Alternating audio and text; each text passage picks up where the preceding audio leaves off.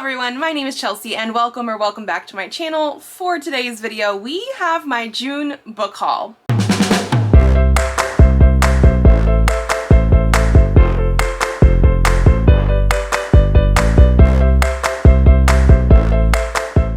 So I have everything sort of on my lap right now because I was just doing my thumbnail and now I am sort of stuck until we get through these books. So I have quite a few things here. It would be even more to talk about today if I included my ebooks. I did a whole Stuff Your Kindle video earlier in the month, I will leave it linked down below, where we sort of went through what Stuff Your Kindle is. I looked at a bunch of stuff and I showed you what I actually hauled from Stuff Your Kindle. So I'm gonna skip that and we're just gonna get into the physical books. Some of these you will have seen, other ones you have not. And so we're just gonna jump right on in with the ones that you have seen technically before. We went on a Portland trip at the very beginning of June.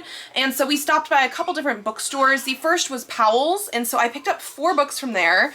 The first is Monk and Robot by Becky Chambers. This is a duology of novellas. So there's 2 in here. The first is a Psalm for the Wild-Built and the second is a Prayer for the Crown-Shy. Gonna be about robots and stuff. I read The Long Way to a Small Angry Planet, which I really enjoyed, and so I have been curious to read more of her work. Next one I picked up here was The Undetectables by Courtney Smith. This is one that has been on my radar for a while, and this was actually on sale at Powell's, and so that was part of the reason I picked it up. I basically found all of these books in the like sci-fi fantasy area. Didn't go through a ton of stuff, but this is about a magical serial killer and these people trying to figure stuff out. One of them is also a ghost that dresses in a cat costume and stuff, and I actually recently just saw this book on a list of books that have disability representation, since July actually is Disability Pride Month, and I think one of the characters has fibromyalgia. It's on the back, so I'm very excited to read this one. The next one I have here is Strange Houses by Uketsu. I picked up and read Strange Pictures earlier this year that I did really enjoy. I gave it like 4 out of 5 stars, and so I'm very curious to see where this one's gonna go. This is a new release, in English at least, because it was originally in Japanese. And yeah, mystery, potentially horror, we'll see. And then the last one I got from that store was Strange Bedfellows by Ariel Slamette Rise. I just talked about this actually in my wrap-up because I already read this one, but I really did enjoy it. This is going to be an adult sort of sci-fi story where our character is discovering new powers because of traveling to another planet and stuff. They have reasons in here. He can now pull things out of his dreams, and he ends up pulling out his high school crush, and things go from there. Like I said, I really did enjoy this one. It's a little slow to start, but I really loved where we ended up. On that same trip, we actually went back from Portland to home, obviously, and we passed through Vancouver, Washington, where I visited the Romance Era bookshop. This is a bookshop that is no longer brick and mortar. We went there basically like the last week it was open, but the owner is going to be transferring it to like a sort of like book car truck situation, which I think is really cool. But so I did end up picking up 2 books there. The first is Master of One by Jida Jones and Danny Bennett. This is one that I've heard quite a few things about, mostly good things, although I have heard some people say that they had mixed feelings on it. It's a YA fantasy, but I heard it has good LGBTQ representation. I personally don't really know much else about it, but it was on sale because I think it's a used copy. I did pick it up. And then the other thing that I picked up there was Technically Yours by Denise Williams. This is a romance that has been on my radar for a while. Like, I wanted it the year it came out and I just never picked it up. But it's gonna be dealing with like tech. And I think these people work together, so we'll sort of see how this goes. I have a different Denise Williams that I also picked up this year that I have not read yet, but I'm very interested in both. Okay, so those are the things that you guys have definitely seen before. Now we're getting into some pre-orders that I had ordered previously, and they came in, obviously. The first one I have here is the new Riley Sager, With a Vengeance.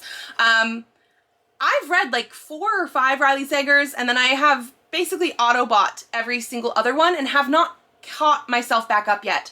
So we'll see how this goes, but from my understanding, this is going to be more of like a murder mystery type of thing with revenge, because it has vengeance in here, but like on a train. I think this is also potentially like a historical time period sort of thing.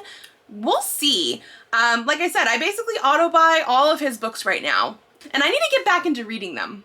The next one I have here is I Think I'm in Love with an Alien by Anne Aguirre. This is going to be a sci-fi romance. I absolutely loved Strangelove by this author, which was like her indie sci-fi romance.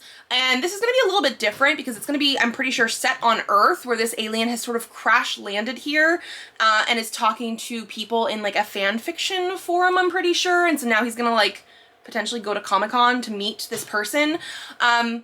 I have seen that this has been getting some mixed reviews, and I think it's because our main female character is on the ace spectrum in some way. I don't know exactly how that plays into this because it is going to be a romance, so I think maybe it's more asexual than aromantic, but the author has talked about how this is a little bit more like own voices for her specifically. Obviously, you can have romance with being asexual, and maybe not exactly romance if you're aromantic, but like I'm very, very curious to see how that's going to play into this story, especially since, like I said, I loved Strangelove so much. I also just really love the cover, so obviously I had to get it. My last pre-order here is Bury Our Bones in the Midnight Soil by V.E. Schwab. V.E. Schwab is another one that I sort of auto-buy, like all of her stuff, even if I don't necessarily read them right away, which I should, because this was a pre-order. All of the first editions of her book are signed, which feels like a tremendous feat because like that has to be so many books. But this is going to be about 3 different women in 3 different time periods. Is this vampires too? I don't fully remember. I'm just very curious because a lot of V.E. Schwab's books are very different from each other. And so while you might not like one type of book from her, you usually will like other ones. So far, I haven't found any that I dislike. But again, like I said, I do have some books that I have auto-bought and haven't read yet. So we shall see. Okay, and now we're gonna get into book box things. The first one I have here is the Starbright from last month? Whenever Starbright was. I got it at the very beginning of this month and did not want to wait to open it because of the fact that like I feel like most people have seen this already. I didn't want to be spoiled myself for other people's posts and videos of this book. And it's just one book in the book box. Like there's not other items, so I didn't think it was as important to unbox on camera. But we have Overgrowth by Mira Grant. Mira Grant is the pen name of Shauna McGuire, who does more horror stuff. Like Shauna McGuire also writes adult books. Like it's not like a young adult versus adult pen name. It is more like fantasy versus horror. So this is sci-fi, but I'm curious to see how much of this is going to have horror aspects because Mira Grant, her pen name Mira Grant, usually leans into that more. But so here is the cover, which is gorgeous. I liked the original cover too, but I'm not mad at this. We do have those really cool sprayed stenciled edges, and it goes from the bottom to the top. The back does have a quote. It says, "We tried to warn you, you should have listened." I mean, that is pretty ominous. Going in under the dust jacket, we have this like scene, and I like how there's like vines and stuff that are actually like gold foil. We have the title obviously, and then it goes around on the back as well. So it's really just this like, I don't know, alien planet or at least some sort of like foresty type scene, which is really cool. Here is one end paper, and then here is the other.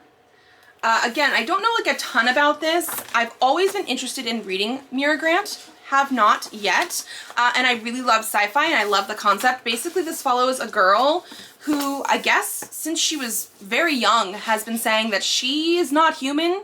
She was left here on Earth. She thinks she's an alien. Nobody believes her until, I guess, aliens come back to pick her up. Like, I'm very curious about this. Okay, and then the last 2 things we have are actually things to unbox. We have an Afterlight and an Illumicrate. These should both be June box picks, and so they came in at the very end of the month. Too far into the month to do a separate dedicated unboxing video, but I knew I was gonna do a haul anyway, so I was like, you know what, we're just gonna fit them in, but it came in like the very end of the month. And so we're gonna start with Afterlight, since this, again, like Starbright, will just be the book. I will try to link all artists and everything down below in the description so you guys can check them out if you would like. Do I even remember what book is in this box? Not so much. Oh, okay. I got a sneak peek. Let's see. Okay. So it's going to be Love and Focus by Lila Lee. Let me get it on out. One thing I'm already seeing here is that this is the original cover artist, which is Lenny Kaufman, who I absolutely love her covers. And I was curious because sometimes, you know, you get these books that are like going to be in these special edition boxes and you're like, ooh, but I really like that cover artist, which is how I feel about Lenny Kaufman. And so at least for now, it is still her art. I think they changed the color of the cover a bit. I don't think it was purple before. I don't remember what it was. But so we still have like the original cover art design, just with a different color. It is going to have really cool stenciled edges with like an ombre. So it does have yellow at the top, going down to like a deeper purple. And it's not like super deep. It's more like, I don't know, periwinkle? I don't know, at the bottom. But I like that it has that stencil. It has flowers and stuff. So like, really enjoying that so far. The back is this. It says one romance novel moment at a time. And then, ooh, okay, so we're having some really good art underneath the desk jacket. So here's the cover. It says Horizon, Modern Love and Focus. Okay, it's supposed to be like a magazine type of thing because it has like issue 275. And I like that it has like this stuff down here too. Interviewing San Franciscan couples of 3 different generations. Okay, because I think these people are working together. An exclusive on the back. Journalist Gemma Cho and photographer Celeste Min discuss reuniting whilst working on Modern Love and Focus. Yeah, so like one is the photographer, one is like the magazine article writer, journalist, however we want to say that. And I think were they together before? This is like a second chance romance type of thing. Something like that. We'll get into the summary as well, but here is one end paper. And here is the other. And it looks like it is currently signed. One thing that we have gotten information about recently is that Illumicrate and eventually some of the other boxes, but they've specified that I think Afterlight for now is maybe going to have their own choice, but Illumicrate is going to be moving into digital signature only. And a lot of people have been very supportive. There's also been quite a few people who have not been so supportive. I don't mind digital signatures. I think I've talked about this before. I do think it's slightly more special to have an actual author signature. However, I get these boxes for these special editions. Like I absolutely love when we have sprayed edges and something underneath the dust jacket. Like I'm a sucker for a cute naked hardcover. But I'm also somebody who doesn't necessarily need digital signatures. Like I would have also been okay with no digital signature and just the special edition, because I do think if you want to eventually go to an author event where you have them sign for you while you're there, it's weird to maybe like, oh, you want to get your special edition signed, but it already has a digital signature. Like it's a little bit weird that way. But I personally am doing this for just like the cute editions. And I don't mind them saying like, hey, authors have to sign so many things. We want to help keep their health in check because some people just can't do it. Some people don't want to because they've heard horror stories of other authors signing a ton of things and being injured from it. So like completely understand that, which is why it's amazing that V.E. Schwab was able to sign every single first edition of the new book, like crazy. But so I don't mind either way. I don't think I showed you the naked spine either. I really like the yellow of this. It's very, very cute. And so, yeah.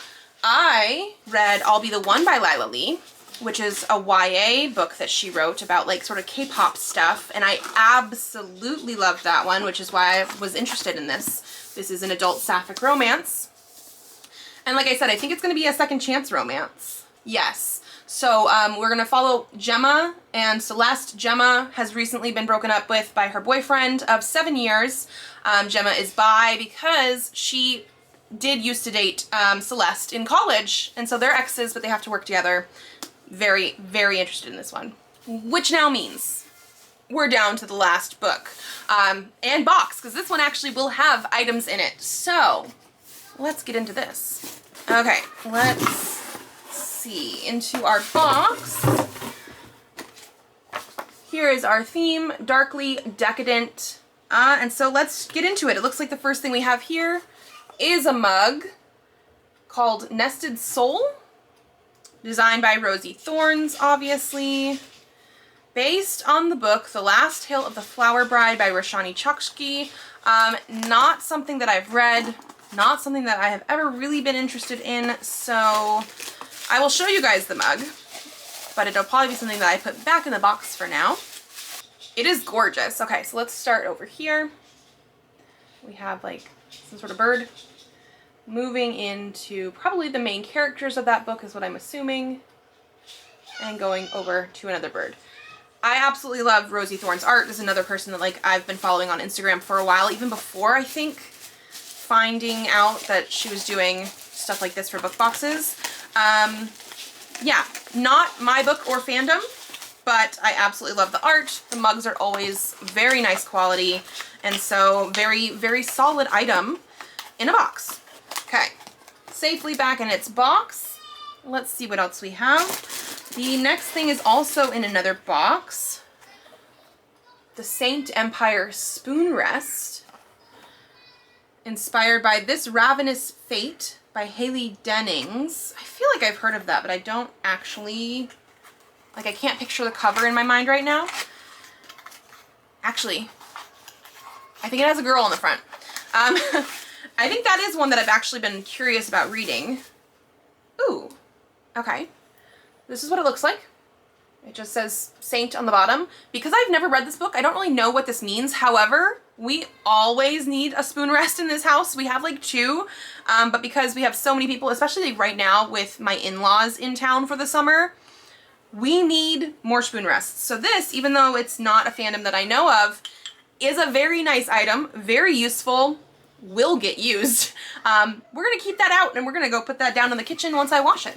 Okay, next thing we have in here is For What Do You Hunger recipe cards. Okay. Looks like this.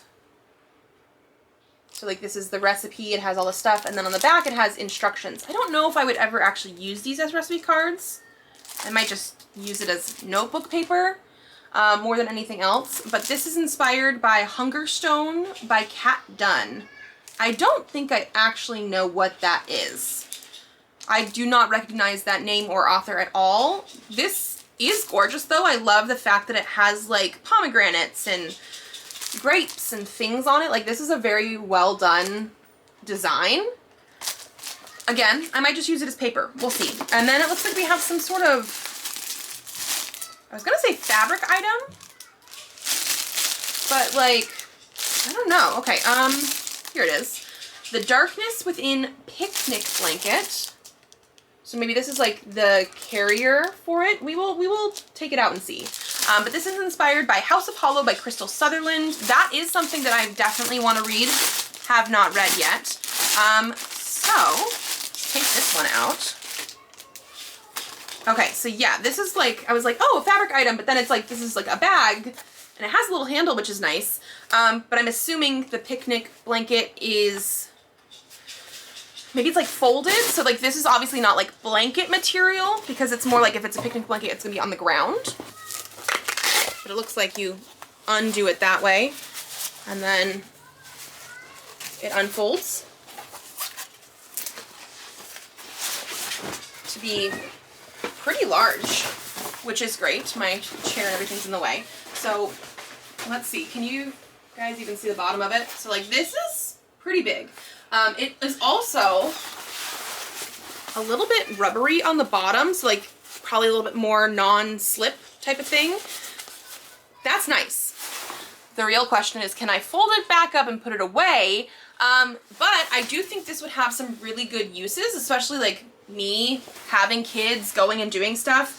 My son had a like sort of like picnic at his school near the end of the school year, and they had tables and things, but they also encouraged bring a picnic blanket and things like that. And we used to have one somewhere, not like this, a little bit more blankety fabric, but I like that this is more non-skid on the bottom and not as like prone to probably like pilling and scratching and things.